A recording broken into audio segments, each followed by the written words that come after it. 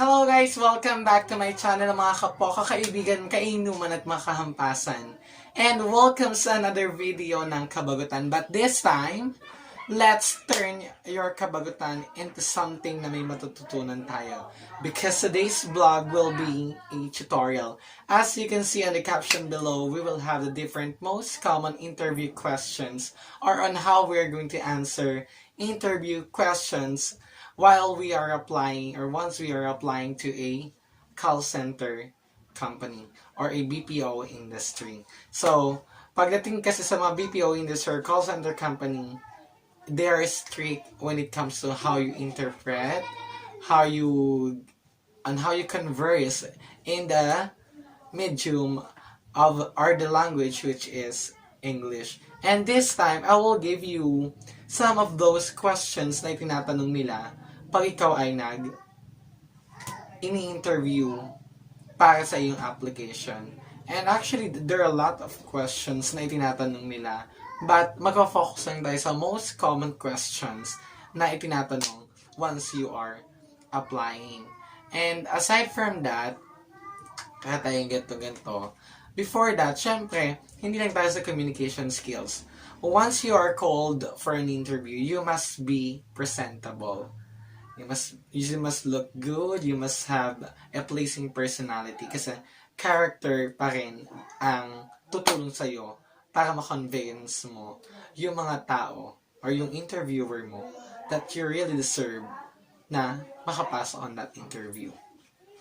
So, let's start. So, I have here different questions. So, ito, most searched question siya na tinatanong pagdating sa interview ng sa call center. So, yun na nga. Yung mga latest na application and different companies ng call center, napapansin ko, phone-to-phone interview na siya dahil nga sa quarantine natin. And aside from that, there are different stages kasi pag nag-apply ka sa BPO company or sa call center company. Initial interview, final interview, online exam. So, online exam, meron typing test, scenario listening exam or assessment. And aside from that, yung audio assessment. Sa scenario assessment, alamin mo lang what's the scenario, ano yung demand niya sa'yo, kung anong may babalik mo service. Pagka audio, makikinig ka.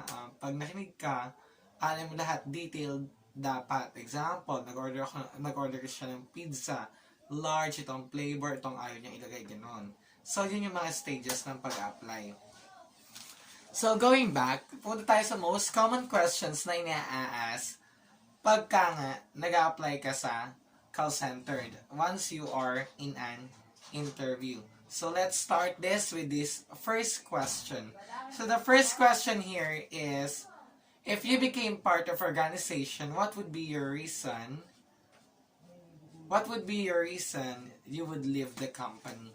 So, yung first question, if you became part, then what will be the reason for you to leave the company? I think the best way for you to answer like questions like this is it should be positive yung atake mo. Kasi hindi mo pwede sabihin na magli-leave ka kasi hindi ka na what do you call it? Kasi okay na kung gusto mo yung ganito ganyan, magli-leave ka kasi gusto mo lang. That's not accepted sa interview. Kailangan. And kaya ngayon nga, once na sumasagot ka ng mga ganitong question, you have to answer it the other way around. Parang, okay, medyo tricky yung question, the other way natin sasagutin. So, ganito. Pag tinanong ka, what would be the reason why you will leave the company? Parang ganito ang atake natin siya. I don't see any reason that I will leave the company at all.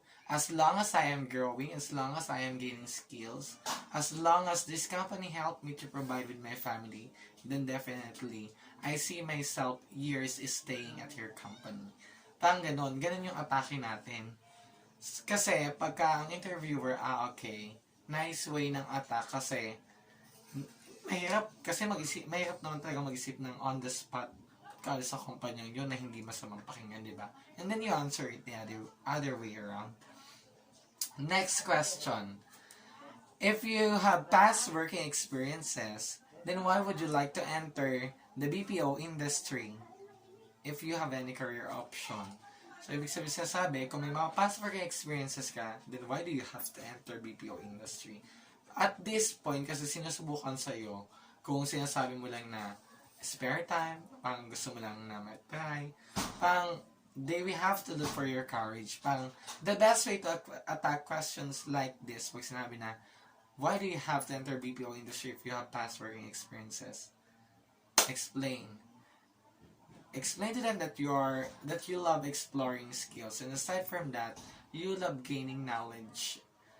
And through entering that BPO company, you see yourself as a BPO sales personal agent. So, with that, makakonvince mo sila na, okay, kaya siya nag-change na kanyang path kasi nakikita niya na successful siya with this path. So, yun lang yun.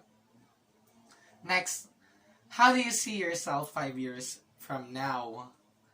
Mga question like this, it is opinionated naman, depende sa'yo. Pero dapat, since you're applying to a job, how do you see yourself 5 years from now? Pag sinabi mo successful ka, pero sinabi mo successful ka in the other career, wala yung alignment natin. Kasi bawat tanong, dapat nag-a-align ka. Yung sagot mo, mag-drive to sa other answers na nagawa mo na. So, pag sinabi ko, how do you see yourself 5 years from now? The first question, yung unang question kanina yung, if you became part, bakit ka alis ng company? The second question, bakit ka mag-enter? Ngayon, if naka-enter ka na, how do you see yourself 5 years from now? The best way naman para i-address yung question na to, I see myself 5 years from now that I am already promoted in this company. Aside from that, I will be the one who will be the teaching the new ones with the skills and knowledge that I have gained. So that's, I think, magandang way kung paano mo aatakihin yung tanong na how do you see yourself 5 years from now. And aside from that, parang there are points naman na pag hindi nagtatanong, example, gaya nito, how would you sell this pen? Parang bigyan ko lang ng pen on an interview. Then you sell it to me, parang, syempre, sisindakin ka ng interviewer. Then sell it to me, how would you sell that simple pen to me? Parang ganun. Okay, a matter of marketing. Pagkasi how would you sell that pen to me? So, parang, of course, you have to make your pen different from the others. Parang ganun yung way. Parang, of course, ma'am, if I were to attack that question, how would you sell this pen to me? Of course, you have to do it first with the greetings. Good example. Good morning, ma'am, sir. I am offering you this pen which is on promo or on sale. Its regular price is $90, but at this time, since you are a special valued customer, I am offering this pen to you with 50% off. So, yon. At that part, kasi mahirap magbigay ng distinction ng pen sa iba pang pen.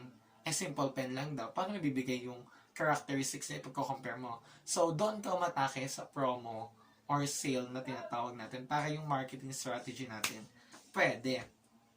So, another question. Why should we hire you? So, yung why should we hire you, parang kasi, meron dalawang question yon.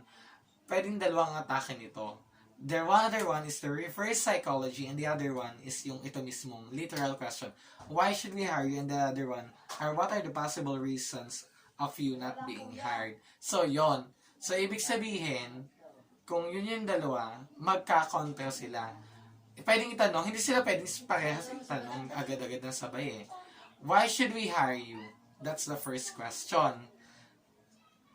And then, syempre, you're going to give your personalities and characteristics para i-hire ka nila. So, convince them, I am a man of I am a man of dedication and courage, and I am a man with a personality.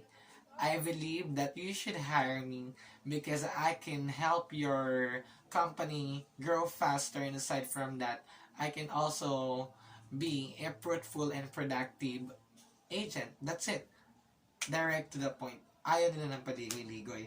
So, what are the possible reasons of you not being hired? Reverse psychology.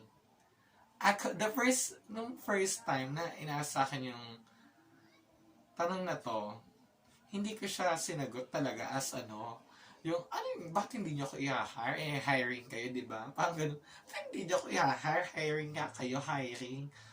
Pero you cannot answer that question na, hindi, parang, ba't hindi nyo kaya hiring kayo? You cannot answer that way. So, the best way para sa akin na, pag tinanong ka, what are the possible reasons of you not being hired? I think, the best way for this is, parang, sagutin mo siya, intro ka muna, kaya may na ganito, na, I always believe that through courage and dedication of a person, once he or she is applying, through that courage, definitely, he may pass the application. I also believe that once you are dedicated, I think your personality will definitely drive out, and with that, the interviewer will really see the potential in you. And that is why, I think I don't see any reason for you to do not hire me, for I believe that I am dedicated enough. So yun, parang, I think it's other way ng pagsagot. Pero, at least, you do not take it negatively. Pero, you take it na positive. Parang, ibinild mo pa rin yung sarili mo sa nag-i-interview sa'yo. So, that's an important matter pagka ini-interview ka. Okay. So, we only have parang three remaining details dito na kailangan nating matandaan. So, ngayon kasi, most of the interview, yung mga nag-a-apply, especially in different companies, ang ibang bansa may food panda sila. Sa atin, Grubhub Panda, ang tawag doon. Ngayon, panay sila application, naghahanap sila ng applicants. Since naghahanap sila ng applicants, just like this, pag nag-enter ka ng interview, alamin mo kung ano account mo. From that, malalaman mo kung ano dapat mong aralin. Example, yung Grubhub Panda na ngayon sa Alorica company. So, yung Alorica, yung Grubhub Panda, ibig sabihin, food company, food account siya. Delivery, ang aaralin mo sa kanya, kailangan mag-aral. Dahil sa food delivery, yung mga reklamo, with regards to the food deliveries, and aside from that, sa mga late deliveries. So, yun lang aaralin mo. Pag may complaint na ganito, what are you going to say? So, that's it. Mahalaga yung nag-aaral ka before na sumabak sa interview. So, and this is for the final question, since ito na yung mga most common. Ito naman, very rare, pero pag natanong, I think, mame-mental block ka sa last question na to. Pang tanong kasi, how can you explain to a blind person that the color is orange, blue, red, green, gato ganyan? So, yun, parang, it's really tricky. Paano ka nga mag-explain sa blind person that the color is blue kung hindi niya nakikita? So, definitely with this type of question, tinetest nila kung paano ka mabilis mag-reason out, kung paano ka mabilis gagawa ng way. So, dito, I think, the best way is, you have to explain, Ma'am, sir, I can explain to a blind person that the color is blue with the use of the other senses. His eyes is the only one that is affected, but not the entire senses that he has. So I believe that I can explain to a blind person that the color is blue is that you feel that sense of blue when you are riding an airplane up above the sky, up above the clouds. So that's color blue. And aside from that, I can tell him that the color is blue when the water is clean. So with that, I'll let him feel the water, and I think with that, a very simple way of using the sense, the blind person can definitely understand the color blue. So those are just some tips kung paano tayo atake. Once you're interview, tip number 1, be presentable and be confident. You have to build that confidence kasi pag wala kang confidence, Second one, you have to study kung ano yung papasukin mong interview. Hindi pwede na sugod walang bala. And the last one would be, kailangan pagka pumunta ka ng interview, you have